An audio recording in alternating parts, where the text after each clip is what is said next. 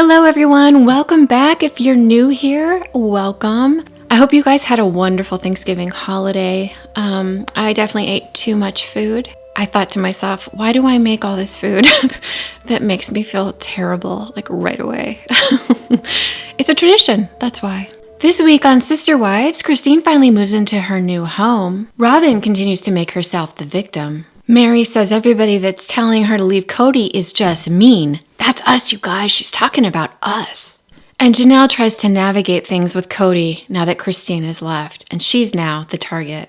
Hello and welcome to Reality Recapped, where I recap all of the trashiest reality shows. If you're new here, my name is Heather. I have a degree in psychology, and it's through that lens that I watch these shows and make my comments. Of course, I've not met with any of the people that we're seeing on this show, so my comments are just an opinion. I wanted to mention that I'm having issues with copyright claims, so I have modified things so that I'm not showing clips anymore. I'm doing still images with audio. I know that that is not as enjoyable to watch, but it's the best solution that I've found to deal with the copyright claims.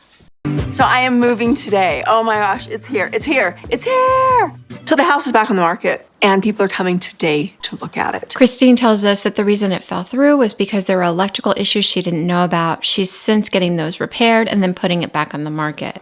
But I'm not gonna be able to have enough room to take all of my stuff. I'm gonna have to still come back. So we're just gonna put everything in the garage and leave it there, and I'll be back in a couple of weeks, in a week or so, whatever, to come and get the rest of my stuff. Oh man, my first thought is like, just burn it, just donate it. Don't have to come back. That would be so nice to not have to come back right after leaving, but I guess that's just how moving goes, and that's how it is sometimes. It's hard, and starting over is really hard. I know I'm moving her to better. I'm fully confident moving her to a better life, but she doesn't know that yet. Robyn, who's quick to make everything about her, tells us how hard this is for her. It's really hard to be optimistic when a bomb just went off and blew up pretty much all of your hopes. The collateral damage will last for generations. A lot of things happen in life that you're not in control of, but how you respond to those things greatly impacts the way that those things play out. And if you catastrophize everything and say like, this is going to have ramifications for generations, instead of focusing on like, okay, how can we make this the most peaceful transition?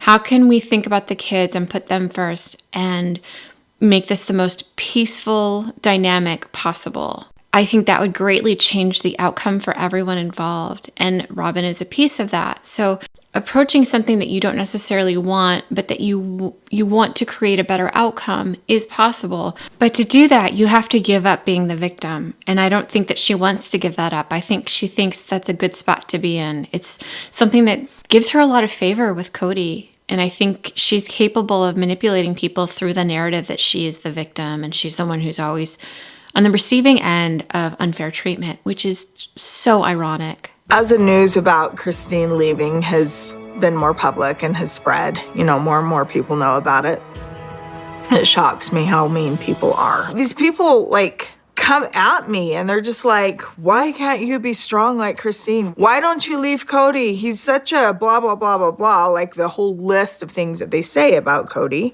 It frustrates me because you know what? Christine has her own value regardless of Cody. I have my own value regardless of Cody. I don't think anyone would disagree with you on that. I think that's what we're trying to say, is that you have value and it's not dependent upon Cody to fill you up. And he's not being the kind of husband that any woman, any human being would want. So we're not trying to be mean to you. We're trying to encourage you that there's a better life out there for you where people will respect you, will care about your feelings, will treat you well, will listen to what your preferences and needs are, and will be there for you. It's so painful to watch you stand there while someone disrespects you. And I think what we're worried about is that you don't have value for yourself. You don't have respect for yourself. And maybe that's not fair to say, because we don't know the inner workings. But what we're seeing from the outside seems really sad and awful and not fair. And so we don't want you to live in a life that's not fair and not full of love. The thing that I need to remind myself of is that Mary is doing what works best for Mary, and it might not be what I choose for myself, but as a fellow woman, I'm going to respect the choices that she decides to make for herself. She's the person who's going to have to live in this situation, not any of us. So even though it's frustrating and you want more for her, it's also important to respect people and where they're at and the choices that they're making. And I hope whenever you hear me making comments like this, you recognize that it's me talking to myself. I'm not telling you how to respond. I'm reminding myself of how I want to operate in the world. And I'm reminding myself out loud and publicly how I want to be in the world, even though it's not easy. I have coffee. Janelle! I have coffee. Nice. I'll always be grateful to Janelle for how amazing she's been during all of this. She's been supportive of me leaving and me moving and leaving the family and changing the whole dynamic of the family. Thank you for everybody for coming on this long distance. And thank you for helping me so much. Thank you for being one of my best friends, Janelle. Thank you. The producers asked Janelle, what's going to happen after Christine leaves? And she responds, We're going to be such great friends. I mean, we are. We're going to be, and that's going to continue. Thank you. See you later. So not only is she supporting me, but she's helping me look forward to my next adventure. Yeah, I couldn't ask for a better friend ever. Christine is leaving.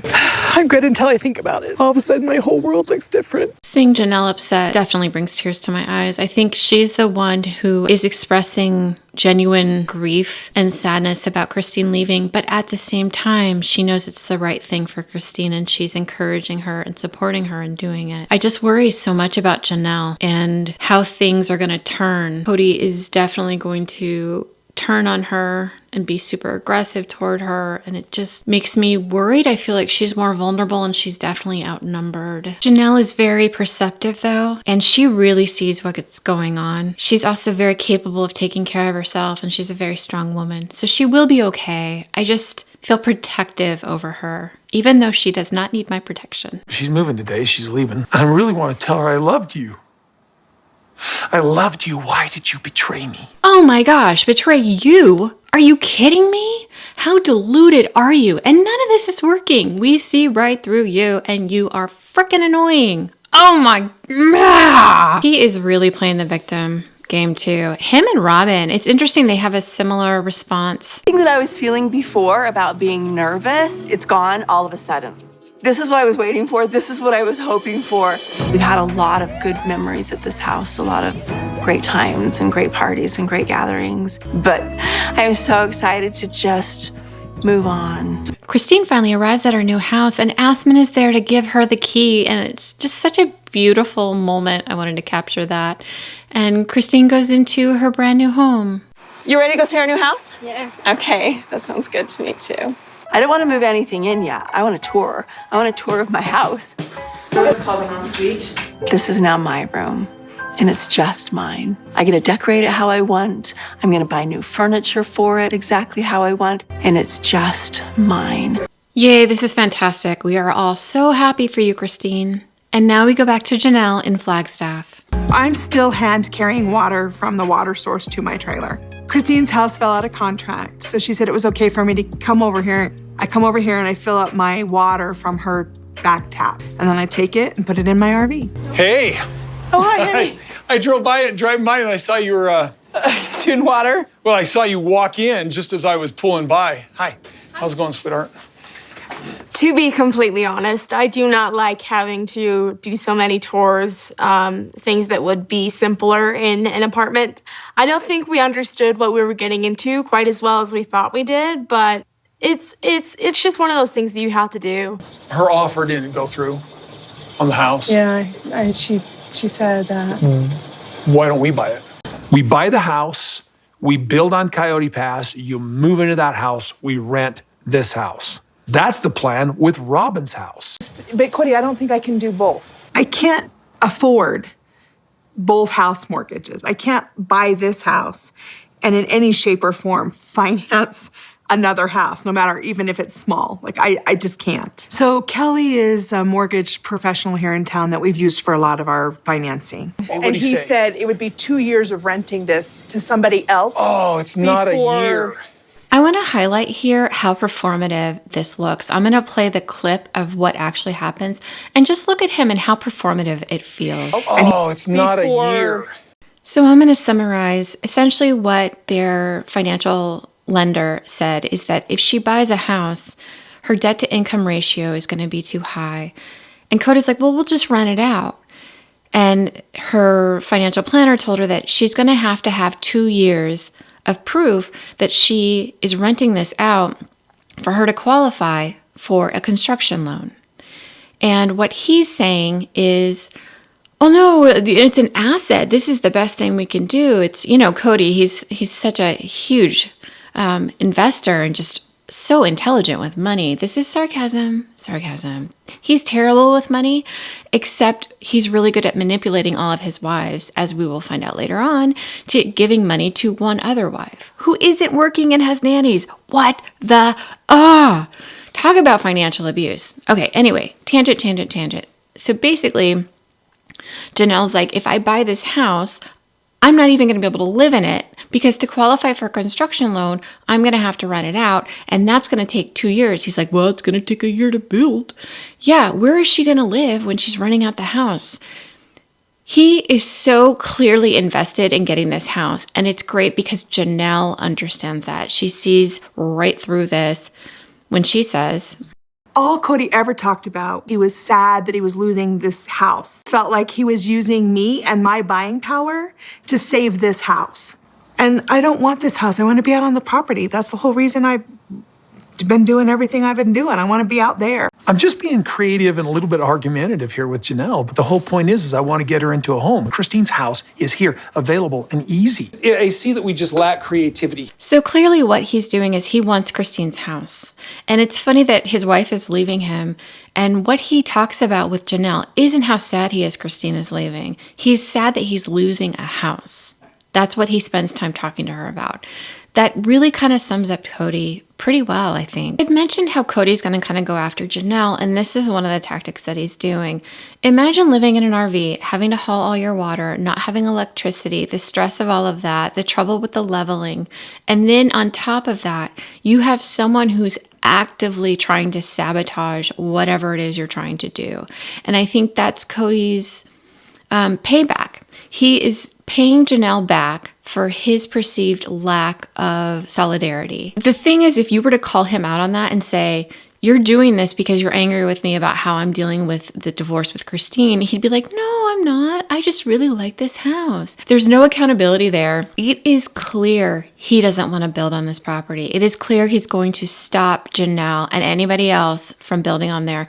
And maybe what he's hoping is he's going to end up pushing her out. Mary's kind of already out. Him and Robyn already have a majority of the share on the property, and his name is on every parcel. So I'm wondering if this is a money grab a little bit as well. And that wasn't my opinion originally. Part of that is because we don't know a lot about their financial situation. With Christine leaving, it kind of opened up the door. So she would talk about what's going on financially. Janelle also weighed in on that. And Mary's going to talk about it too.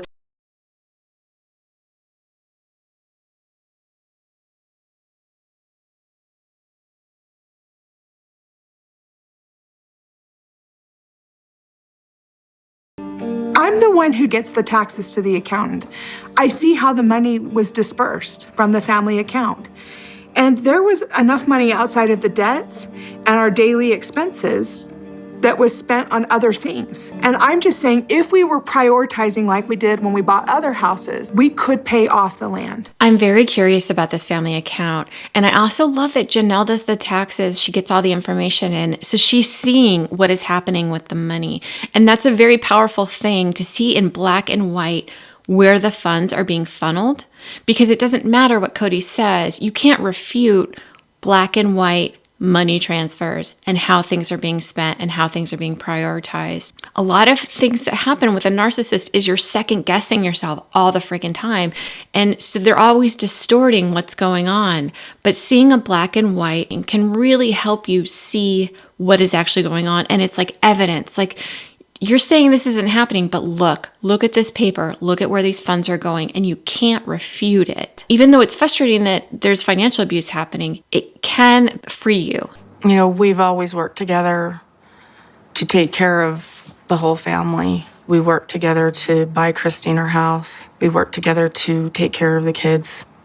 And I know right now we're in a position where we can't pay off that property yet. And I know that that's got to be stressful and frustrating for Janelle. Isn't it funny how she doesn't mention how they've helped her? She only talks about how they've helped Christine. Let's remember that Robyn came into the marriage with a tremendous amount of debt, bad credit, and she had to pay creditors back. So to try to improve her credit score.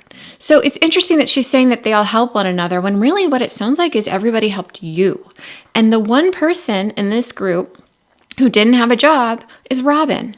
She didn't work. I guess they were all on the show. But Christine worked. She raised all the children and she worked at night.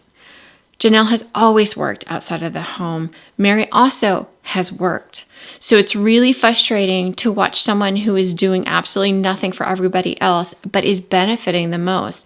Robyn has the most expensive home. Robyn has her name on more assets.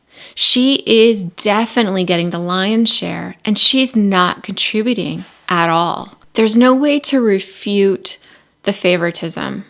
It's clear. And it doesn't matter what Cody and Robyn say because they have proven themselves time and time again unreliable narrators, willing to twist the truth to satisfy their own narratives. I sold my house in Vegas. I gave my money that I made from that house to Robyn so that she could buy her house here in Flagstaff. You know, like that's just what we've done. We've always worked together.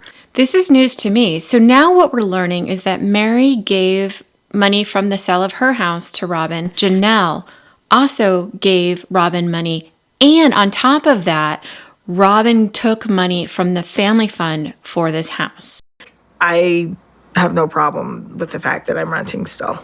When I learned that Mary is still renting, my jaw dropped. I don't remember knowing that before, and I think I had just assumed that she owned the home because supposedly she's making all this money with her MLM. It's shocking to me that even Mary doesn't have a house. So is this just me? Did you guys know she didn't own her house? Did you guys know that she's been renting this whole time? I've been pushing this house of Christine's onto Janelle for a long time, and Janelle's like, stop it. She doesn't want to buy Christine's house. She wants to build her own house. If she can't work with me to solve the problems, then she gets to solve the problems on her own. And the way she's going about it with buying the RV, with moving out there, with this whole charade, it's not working. This is what I was referring to in terms of payback. He is angry that Janelle is making decisions without him and disagreeing with him. That to him is the ultimate betrayal. And so he is going to throw sand on the rails and try to derail anything that she's doing, even if originally it was something that he wanted. Okay, so it's been 20 days and Christine is back to load up the rest of her stuff. We're back, and just for fun, Truly's gonna spend the night in Janelle's RV, just so she can have a little bit of fun and spend some time with Janelle and Savannah. Thank you so much for letting me stay here. Oh, I'm so excited you're here, True. Truly is so sweet. I mean, what great manners and just appreciation for like Janelle letting her stay there and having an adventure with them. I'm so glad to have Truly over. I think Truly is such a cool kid. We might do some stargazing. The stars are pretty great here. And my mom is a huge astronomy nerd. I'm a sky watcher. I'm enthralled with it. I'm passionate about it. That's really neat. It doesn't surprise me. Janelle strikes me as the type of person who is very curious and who is always learning. And I think she's really into nature and what's happening around her. So I feel like she's the type of person who's like really humble, but you could get into conversations with her and learn a lot because she spent time kind of understanding things. I love people like that. They're fantastic. This makes me want to go camping, honestly. It's a little chilly right now, but maybe when it warms up, that would be so fun. It sucks that Cody isn't there. Isn't it interesting? This daughter that he's so worried about losing contact with, who's been gone for 20 days, who's back in town, isn't staying with him, isn't staying at that house. And not only that, he's not there. He could at least stop out there. Enjoy the s'mores, hang out outside. Don't even spend the night. At least go out and spend some time with your daughter. But Cody is telling us who he is through his behavior. And that's so much more important than his words. His words are meaningless. Now we're going to head back to Christine, who's loading up the last of her stuff. Hey. So Cody's gonna come help load the snowblower because it's just too heavy. I can't make it work. But that's it, I can load the rest of it just fine.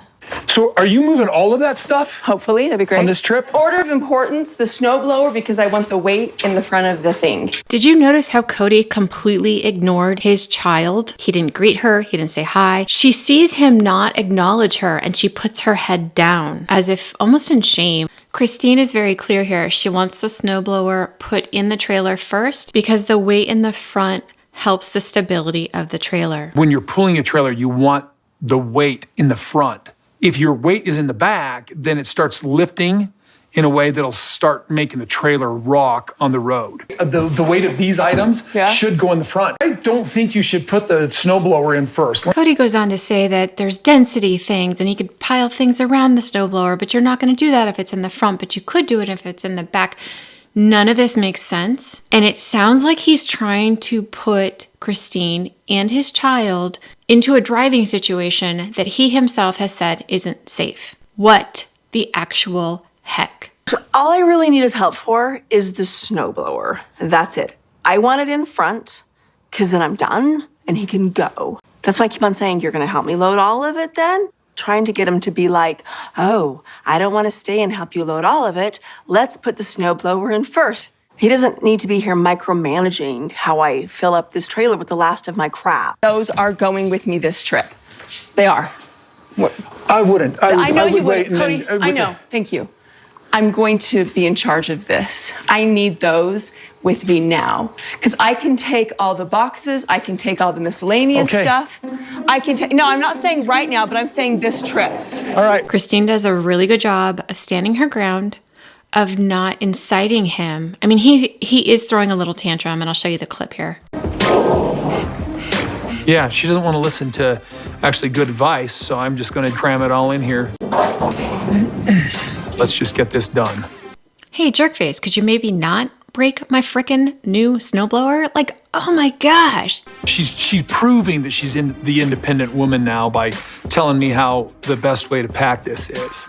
I know, Cody, I'm outraged too. How dare this woman tell you how she wants her stuff packed, even though you're giving her the very good advice of loading all of the heavy stuff in the back of the trailer, which may create a tragic situation for her. How dare she? Who does she think she is? It bothered me to the core. Good. That's one of my favorite qualities about myself, that I can do things on my own. I think it's so empowering just to be able to get stuff done. I agree with Christine, and in healthy relationships, it's really nice to have somebody who is competent, who can share the burden. I think regardless of gender, I think it's really nice to have a partner that you can rely on, that you know can manage things. I think it's nice to share the weight of all of the tasks that we have to do. And I don't see that as a negative. I see that as benefiting both parties. But of course, if you're someone who's insecure and you really feel like you need to control everything, you want that partner who's incompetent, because then at least they're completely reliant upon you. She's actually reversed the roles and she says, I don't care what you're saying, we're going to do it this way. I'm struggling so much with this divorce. It's probably poisoning my relationship with Janelle a little bit, and definitely poisoning my relationship with Robyn a little bit. And I think that's partly because I haven't figured out what I am when we're not this family. I'm out of my frame and I'm out of my purpose. So not a fan of Cody, but I definitely can understand where he's coming from here. Who he was so wrapped up in I'm this polygamist and I'm on television and I have this show and I'm convincing the world that this is a great way to live your life. And all of that has become so unraveled. And it's all a result of his own doing. He's responsible for the unraveling. Of course, he's going to play victim and it was never his fault. But it's just interesting to hear him say that. And even though I don't care for him as a person, I do understand where he's coming from. And I feel like that's a legitimate experience that he's having. I'm spiritually off course. I know that. I am a mess. And I don't know what it's going to take to put me back on course. Anyone else want to bet that the way he thinks he can rectify all of this is to have more wives that are much younger? Wouldn't that be fascinating if that's what he ended up doing as a way of reclaiming who he was? And wow, what a horrible show that would be to watch, but really fascinating. Your help. See ya. Thank you. Yeah. Hey, a hug, come on. Just because I'm sweaty, I'm the one that did all the work. Come on. Wait, you did not do it all. You just did a lot. So notice the contrast between when Cody first arrived, completely ignoring Truly, and now he's demanding that she hug him and hug him in a way that he is satisfied with. Even though we saw him walk right by her and not even acknowledge her. So think about you can be completely invisible to your parent, and then you can get reprimanded because you're not giving your parent the kind of attention that they deem important to them at that moment. So one caveat I want to mention is, of course, this could be editing. When he got out of the car and walked up, what we saw on TV could have been take number 5, right? And maybe on take number 1, 2, 3, 4, he said hi to Truly, but on the 5th take, he'd already said hi, so he didn't on camera, and it looked different to us. That's valid. That's true. And that definitely could have happened. It also could be he's a narcissist and he's training his child to give him attention and to focus on him and what he wants. And he picks and chooses when he acknowledges her existence. Oh my gosh, I think we've all learned a lesson today. I can stand up for myself and be strong and make a stand. And I can also not ask him for help ever again. Both have been great decisions made today. She's called me a lot of things since this has happened. And I think she called me a coward once. And I kind of went, yeah, I've been a little cowardly. Maybe I should have actually told her that I didn't like her. But what I didn't do was I didn't quit. He returns to this as if it's evidence that he's more committed to their relationships. But the reality is that if you emotionally withdraw from your spouse, if your spouse can only sleep with you based on the agreement that you have, and you stop sleeping with that person, and you stop meeting needs of your partner, you have given up. You have left them. But you've done something worse because you are physically there, but you're emotionally not there. You're not intimate with that person. And I don't just mean physically, I mean emotionally. You're not a support system to that person. You're a thorn in their side. So just because you didn't walk away doesn't mean you're the pious one. You unraveled these relationships systematically by showing preferential treatment to one of your wives who now has a ton more money than she came into the marriage with and a lot of power. And it's frustrating that he goes back to, but I didn't divorce her. And speaking of unraveling, we're going to go back to Janelle and Cody now. Janelle has the plans of her new home that she wants to build on Coyote Pass. So I can build this on the existing because I fit in with it with all the right setbacks. We won't build until we've done this subdivision. So our next move is to try and do the subdivision. This is typical Cody. Things aren't going awesome. It's been a hard summer. And now all of a sudden, this is all my fault. It's all my problem. And I'm somehow inconveniencing him. It's astounding. It's astounding. We want to do the subdivision. The main reason is because we want to get a 5th lot out of this location. So in order for us to divide the properties and get that 5th lot, we'd have to pay it off. Then we were able to start building. Until then, we can't start building. This is nothing but a manufactured roadblock for Janelle. This is her payback for thinking about her kids before Cody, by not being a yes person, by challenging what he said. We can't start building. Well, then things have changed. Things have changed. What are we going to do? We just have to discuss that with the rest of the, with Mary and Robyn. Yeah, because there's no longer 5 of us. Janelle might be wondering if we're still going to have 5 lots because Christine's left. And yes, we would, because that's going to increase our value of the property by 20%. So we do need to get together and talk about what the land's going to look like now, I guess. Yeah, we'll just gather everybody up to do that. But I want to divide it the same way. Yeah, let's get everybody together so that we can say that I still want it exactly how we've all agreed for it to be. Why? There's no need to get together. I think he thinks he's some sort of guy who's going to build all these houses, rent them. And that's great. That's great if he wants to. Just give me my peace. I just want my peace. I want my estate. I want to be able to build a house. This has gotten kind of ridiculous because we don't have the money now. And I think it's an illusion that she's convincing herself of, that somehow if she works her will, that we'll be successful at this. So you do have enough money to buy Christine's house, but you don't have enough money to pay off the property. So you see how this could be maddening, right? Nothing really makes sense because everything is a justification. He wants Christine's old house. He can find money for Christine's old house. His wife, Janelle, who is living in an RV, doesn't want it. She wants to build on the property. She could build on the property, but then he creates roadblocks. We have to divide the lots. We need 5 lots, even though we don't have 4 wives anymore. You can't have a rational conversation with somebody like this because they're not being truthful. They're not coming to the table with cards out. They have an agenda. They don't care what yours is, and they will do whatever they can do to manipulate, to confuse, to distort, so that they're getting what they want. And I suspect that Cody walks away from these conversations and he smirks.